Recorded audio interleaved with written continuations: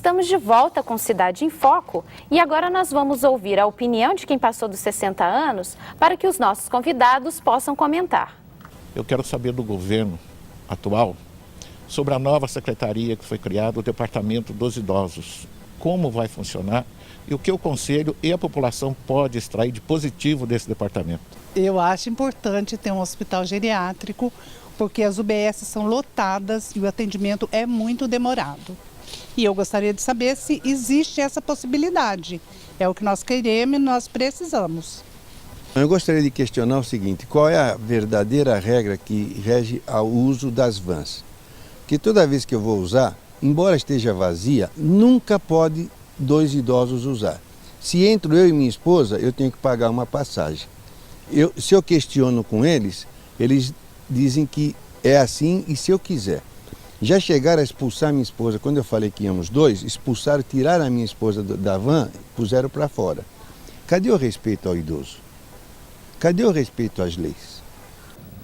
Doutor Coimbra, um dos apontamentos de um entrevistado foi com relação à construção de um espaço de um hospital geriátrico, mas prioritariamente a criação dessa coordenadoria. De forma prática, como ela vai funcionar? Que ações ela vai realizar? Bom, a coordenadoria precisa de um tempo para ouvir todos aqueles que trabalham no segmento de idoso. Eu já tenho lá uma relação de todas as instituições que eu visitarei para conversar com o pessoal que tem grande experiência no trato do idoso. Será uma coordenadoria absolutamente democrática. Precisamos ouvir, como você colocou muito bem, aquele que já passou dos 60 anos. Aquele que está esperando uma efetiva política para o idoso. É isto que eu pretendo, com a ajuda, claro, de todos aqueles que possam dar alguma contribuição, as universidades, as sociedades amigos de bairro, as entidades ligadas ao idoso, o Fórum Permanente do Idoso, o Conselho Municipal do Idoso, a Câmara Municipal, enfim, vamos dialogar.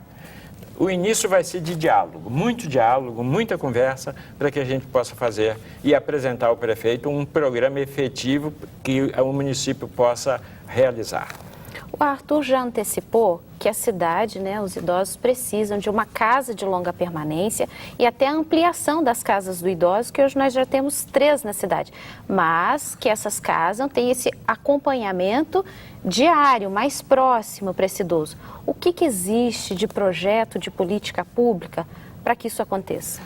Eu vou citar uma estatística, eu gosto muito de falar de pesquisas.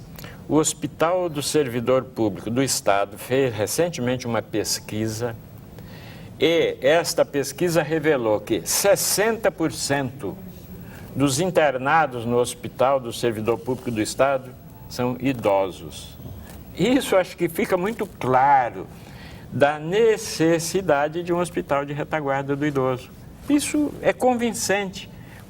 O administrador da nossa cidade certamente tem e terá a sensibilidade de atender uma demanda como essa, até porque vai desafogar os outros hospitais e dar tempo para que esses hospitais possam cumprir a sua tarefa.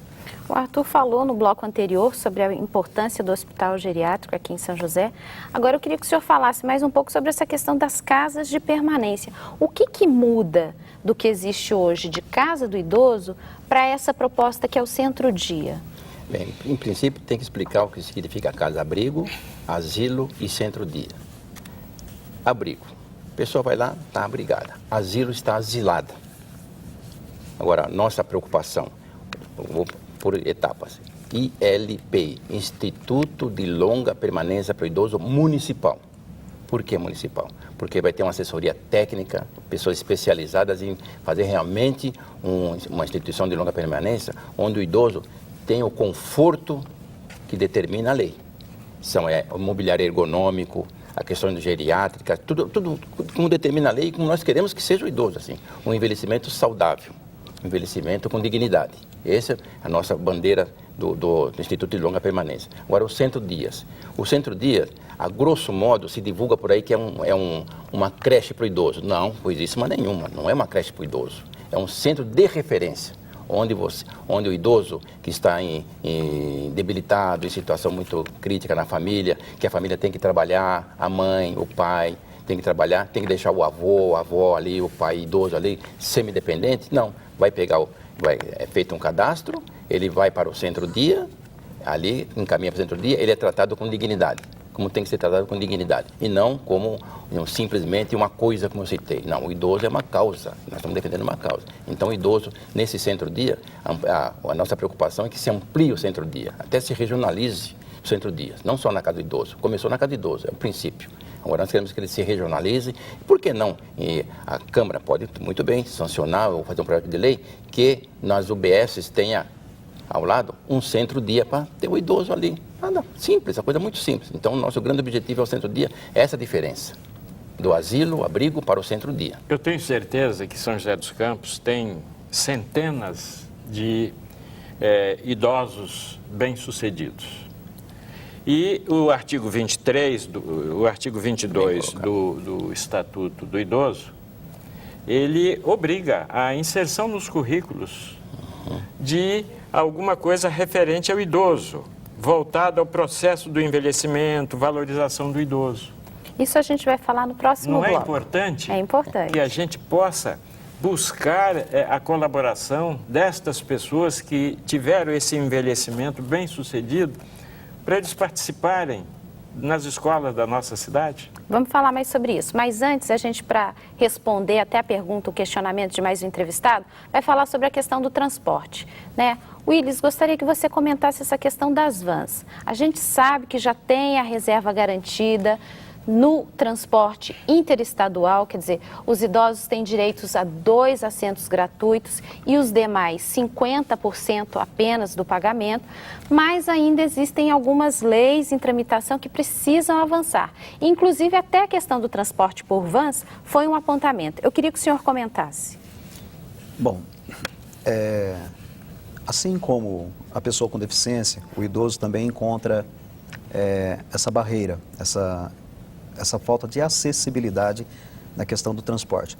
Nós sabemos que o transporte interestadual, ele dá o direito ao idoso de 100% de gratuidade, né? E a partir do terceiro passageiro, 50% no mínimo, né? Para que ele possa adquirir esse direito e usufruir deste. A questão que está em tramitação, o que está pegando, e há muita reclamação, até por parte não só dos munícipes, mas também pelos que dirigem, né, as diretorias, a Câmara Municipal, é que isso está realmente meio parado, né? E nós precisamos agilizar isso, porque dentro de São José, isso aí ainda não acontece, porque fica uma coisa meio sem sentido, o idoso ter direito de sair daqui de São José, por exemplo, e ir para outro estado, né, ou para o município de outro estado, e não ter condição de sair daqui e ir para uma cidade aqui próxima.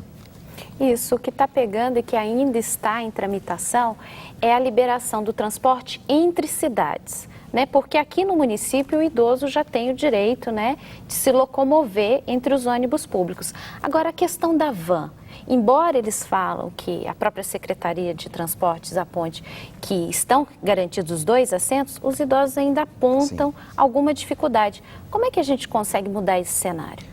Como a Câmara pode atuar? Cobrando mais fiscalização? O que pode ser feito? Olha, conscientização da parte dos motoristas e cobradores, isso é feito, certo? Mas isso aí pode melhorar também.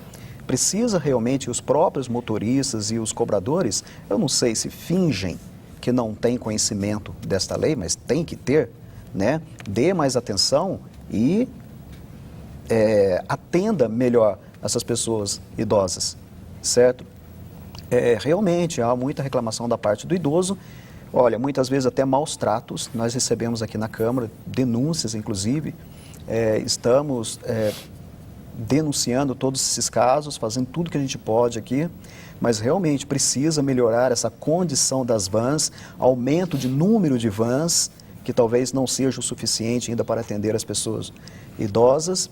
Enfim, tudo o que é possível fazer nós estamos fazendo, mas precisa ter a conscientização da parte dos motoristas e cobradores, mas também que o próprio idoso cobre mais. Aí volto a dizer que a partir do momento que o idoso ele começa a ter mais conhecimento do seu direito, ele vai cobrar. Só que tem muitos idosos ainda que não têm acesso nem ao conhecimento.